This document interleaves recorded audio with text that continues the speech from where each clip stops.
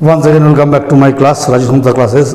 आज हम corporate accounting start करेंगे। कॉर्पोरेट अकाउंटिंग में जो चैप्टर्स बहुत इंपॉर्टेंट है, पहले हम उसी को पढ़ाएंगे। सबसे पहले पढ़ाएंगे अकाउंट्स ऑफ होल्डिंग कंपनी। इस चैप्टर से क्वेश्चन सभी जगह, चाहे वो हमारे यहाँ हो, चाहे यूपी हो, चाहे बिहार हो, कहीं भी हो, इस चैप्टर से क्वेश्चन आता ही है और ये बहुत ही इंपॉर्टेंट चैप्टर है, सीखने लायक चैप्टर है। तो आप लोग मेरे साथ बने रहिए।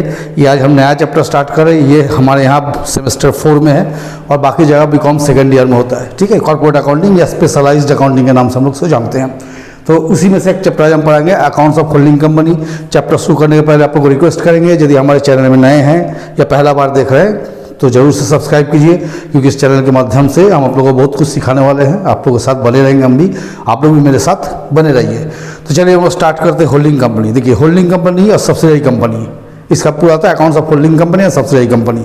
तो होल्डिंग कंपनी क्या होता है कि जब कोई कंपनी किसी दूसरे कंपनी का मेजॉरिटी पार्ट में चला जाता है। जैसे मानिए मेरी कंपनी है, आपका कंपनी है, तो आपके कंपनी का ज़्यादातर शेयर्स जब मेरे पास चला आएगा तो आपको कंपनी को हम ही ऑपरेट करेंगे, आपको मेरे हिसाब से चलना पड़ेगा। तो हम हो जाएंगे होल्डिंग कंपनी, आप हो जाइएगा सब्सिडियरी कंपनी। तो ऐसे बोल सकते हो ना, company hold 51% or more than 51% shares in another company, the company which hold the share called as holding company and the shares of company is holding out known as subsidiary company। मतलब जो company 51% share रखता है उसको हम बोलते हैं holding company, और जिस कंपनी में रखा जाता है उसको बोलते हैं सब्सिडियरी कंपनी। देखिए, हम ज़्यादा लीगल इस पर नहीं गए, डेफिनेशन में नहीं गए, तो उस सीधा समझाने के लिए जो चाहिए हम वही समझा रहे हैं। तो हम लोग कैसे लिख सकते हैं, देखिए यहाँ पर लिखेंगे हम लोग, व्हेन एक कंपनी, इसका लीगल डिफिनेशन अलग है लेकिन वैसे नहीं लिखेंगे, होल्ड 51% और more than 51% shares in another company,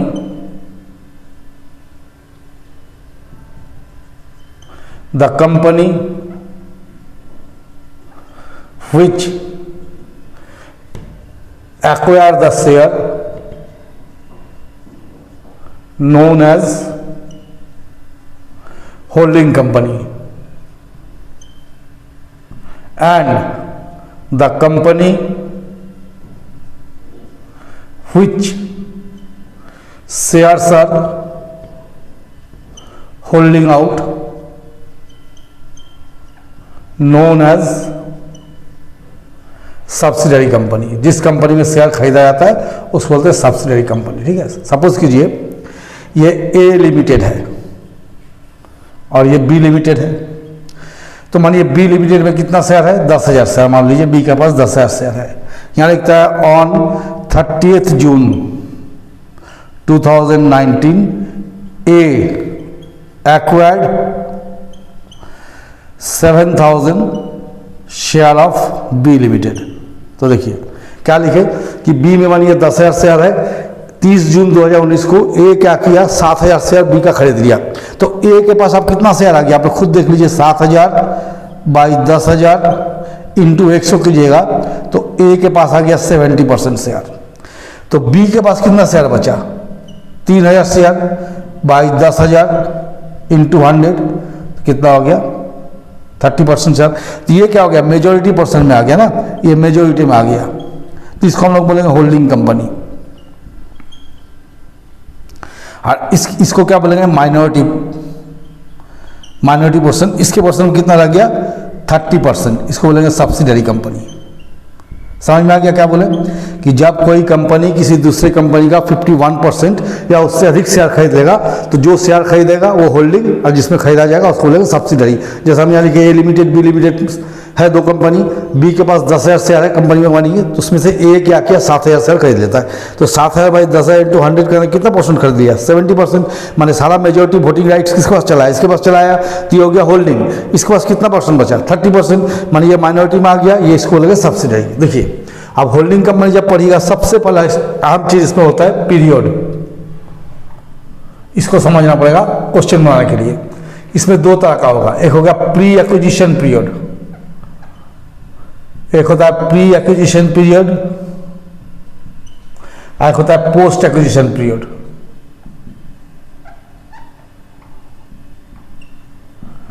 दो तरह का पीरियड होता है, pre acquisition period, post acquisition period. Pre acquisition period क्या होता है? Period before the acquisition of shares in subsidiary company. Subsidiary company में शेयर खरीदने के पहले का जो समय है हो गया pre period. Period after acquisition of share, share खरीदने के बाद का जो समय है उसको बोलते हैं हम लोग पोस्ट पीरियड। तो क्या बताएं, इसमें पीरियड दो तरह का होता है, एक होता है प्री पीरियड, एक होता है पोस्ट पीरियड। प्री पीरियड क्या है? शेयर खरीदने के पहले का जो समय है वो हो गया प्री पीरियड, अब पोस्ट हो गया खरीदने के बाद। जैसे मानिए A limited purchased 7,000 share of B limited. जैसे हम लिखे ऑन 30 जून 2019, जैसे यहाँ लिखे हुए हैं बुक्स आर क्लोज्ड ऑन 31 मार्च 2020, ये डेट है। तो देखिए प्री पीरियड क्या होगा? खरीदने के पूर्ववर्ती समय या खरीदने के पहले समय क्या हो जाएगा? 1 अप्रैल 2019 से 30 जून 2019, ये हो गया 3 महीना। ये हो गया खरीदने के पहले का समय, कितना हो गया? 3 महीना। कब खरीद लिया था शेयर? 30 जून को खरीदा था, तो 30 जून के पहले कौन कौन सा महीना है? अप्रैल, मई, जून, ये 3 महीना हो गया प्री पीरियड। पोस्ट पीरियड क्या हो जाएगा? पोस्ट पीरियड आपका हो जाएगा 1 जुलाई 2019 टू 31 मार्च 2020, ये 9 महीना हो गया पोस्ट पीरियड। अब जब हम कैलकुलेशन करेंगे तब वो इस हिसाब से चलना पड़ेगा कि प्री पीरियड कितना है, पोस्ट पीरियड कितना है। ठीक है, तो चलिए आप यहाँ तक तो हम समझा दिए कि पीरियड दो तरह का होता है, प्री पीरियड, पोस्ट पीरियड। तो इसको आप लोग समझना है, इसको मिटा के फिर हम समझाते हैं कि आगे इसमें क्या करना। और चलिए अब हम लोग इसमें अकाउंटिंग ट्रीटमेंट में जाएंगे। ज़्यादा थ्योरी में हम नहीं घुसे हैं, थ्योरी बहुत पढ़ने में बहुत टाइम लग जाएगा, फिर चैप्टर ही चालू नहीं होगा। देखिए accounting treatment, accounting treatment for holding company, क्या इसमें हमको बनाना है। ठीक है, तो देखिए a consolidated balance sheet is prepared. एक कंसोलिडेट बैलेंस शीट बनाना, कंसोलिडेट मतलब मिश्रित, संयुक्त, मिश्रित, जो भी कहिए उस तरह का बैलेंस शीट बनाना पड़ेगा। ठीक है, for this purpose following calculation to be made. इसके लिए हमको क्या क्या कैलकुलेट करना पड़ेगा? नंबर 1, कैलकुलेशन ऑफ गुडविल और कैपिटल रिजर्व, एक निकालेंगे हम लोग। Number 2, calculation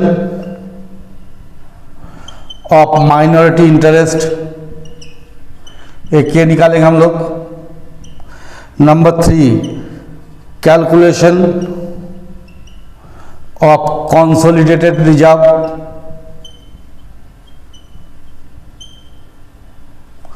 number 4, calculation of consolidated PL, profit and loss account. ये 4 चीज हमको निकालना पड़ेगा विथ एडजस्टमेंट ऑफ फॉलोइंग। कभी कभी कुछ कुछ एडजस्टमेंट भी आएगा, जैसे आ जाएगा आपको over valuation of assets, second आएगा under valuation of assets, depreciation on over valuation and under valuation of asset. ये सब चीज़ को हमको भी ध्यान में रख के बनाना है। तो ये तो खैर जब क्वेश्चन में हम लोग लास्ट क्लास तक पहुंचेंगे तब तक आएगा, बीच में तो ये सब ओवर वैल्यूएशन रेवोल्यूशन आएगा, लेकिन डेप्रिसिएशन वाला थोड़ा सा वर्किंग लेट में आता है, ठीक है।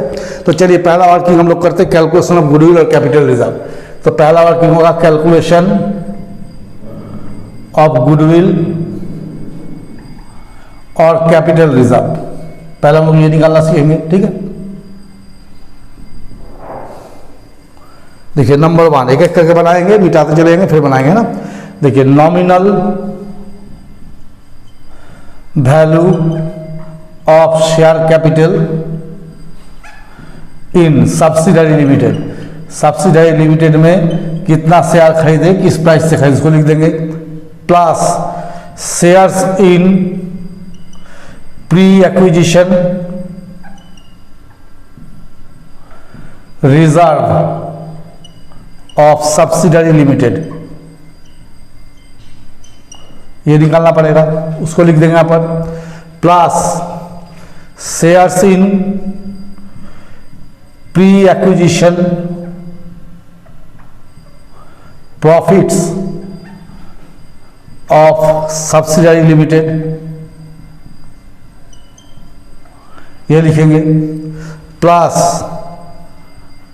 शेयर इन अंडर वैल्यूएशन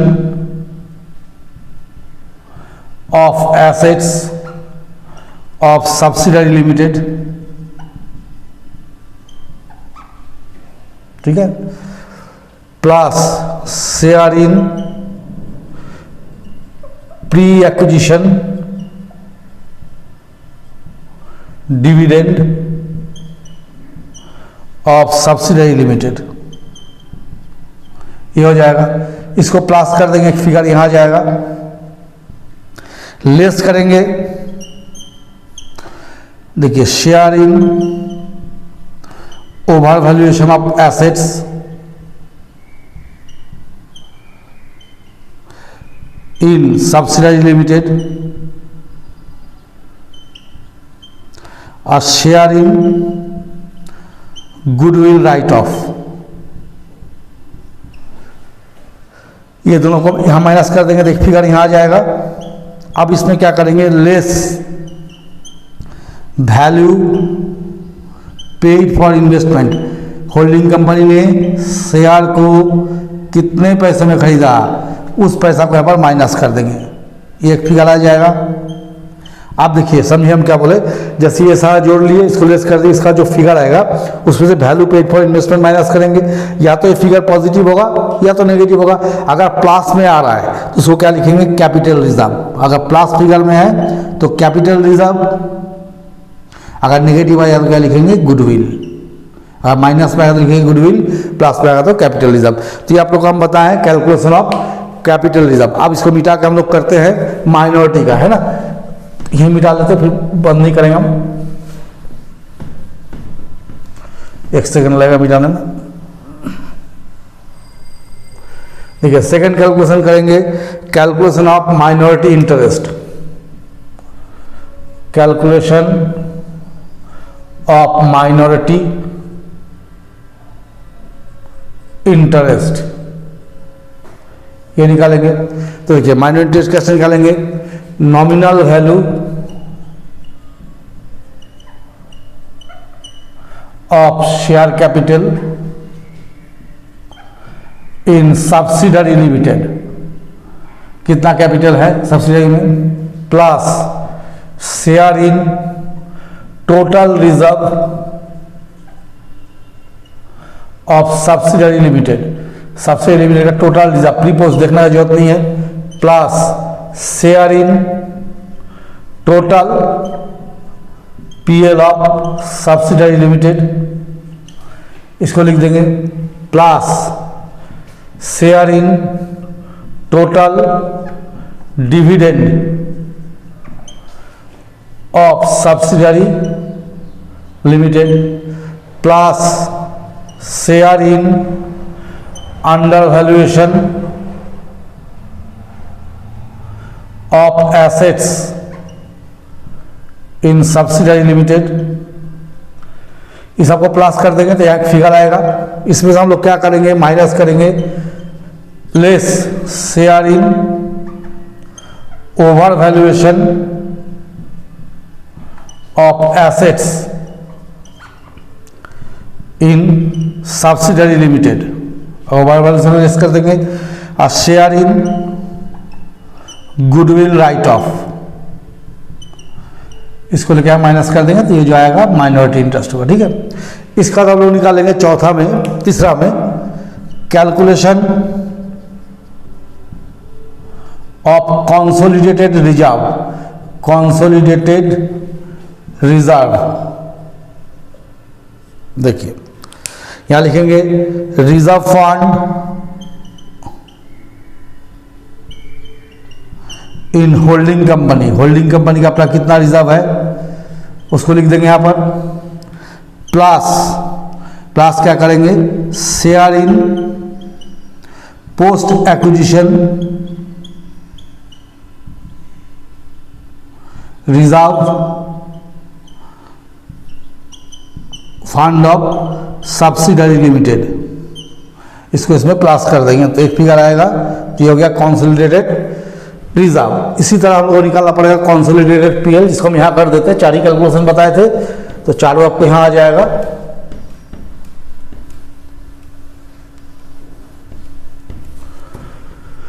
तो हम लोग बनाएंगे चौथा में कैलकुलेशन ऑफ कंसोलिडेटेड पीएल। तो कैलकुलेशन ऑफ कंसोलिडेटेड मिश्रित पीएल है ना, पीएल। तो देखिए सबसे पहले लिखेंगे profit and loss account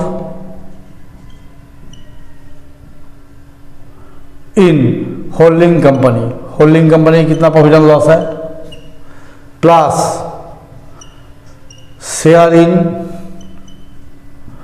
post acquisition profit in subsidiary company,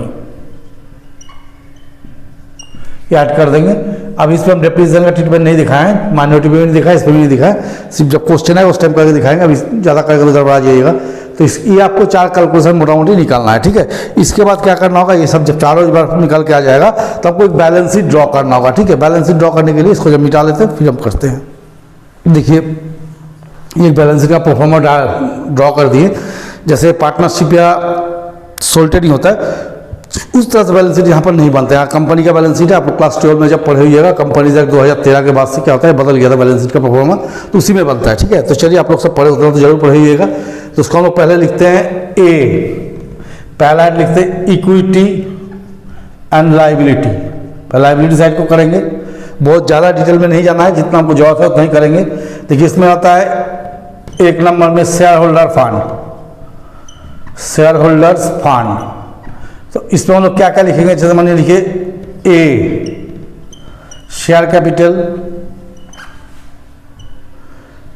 B reserve and surplus, आया कर देंगे माइनॉरिटी इंटरेस्ट, सी में माइनॉरिटी इंटरेस्ट। फिर यहाँ दूसरा पे करेंगे non current liability, non current liabilities. इसमें क्या कहेगा आपको, जैसे डिवेंचर रहा तो डिवेंचर, बैंक लोन रहा तो बैंक लोन, ये सब लिखते हैं हम लोग, है ना। उसका तो डिटेल नोट्स टू अकाउंट में निकल जाएगा। तीसरा निकलेगा आपको करेंट लाइबिलिटी,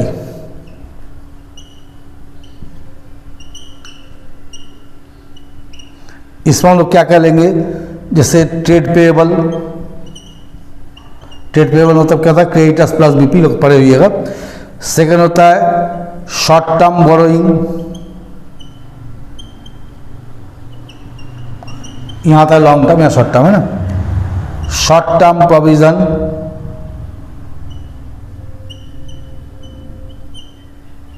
और चौथा लिखेंगे अदर करेंट लाइबिलिटी। ये आपका हो गया लाइबिलिटी साइड। इस तरह से हमको बैलेंस शीट में ड्रॉ करना होगा जब हम क्वेश्चन को बनाएंगे। ठीक है, तो चलिए मैं ये जोड़ दिए तो बैलेंस शीट हो गया। अब हम लोग चले जाएंगे एसेट साइड में, तो मैंने यहाँ लिखते बी एसेट्स, हाँ है ना। तो पहले हम लोग लिखते हैं 1 नंबर में नॉन करेंट एसेट।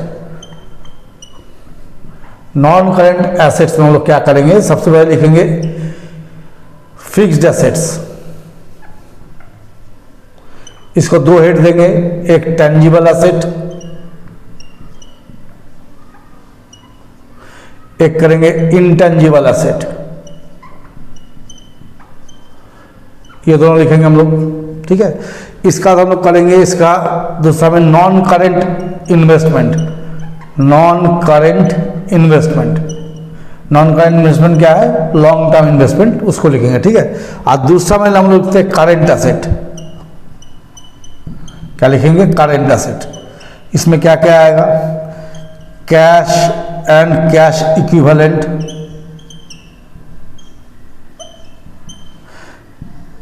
दूसरा आएगा इन्वेंटरीज,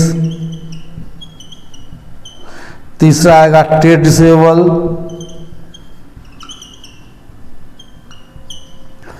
चौथा आएगा करेंट इन्वेस्टमेंट,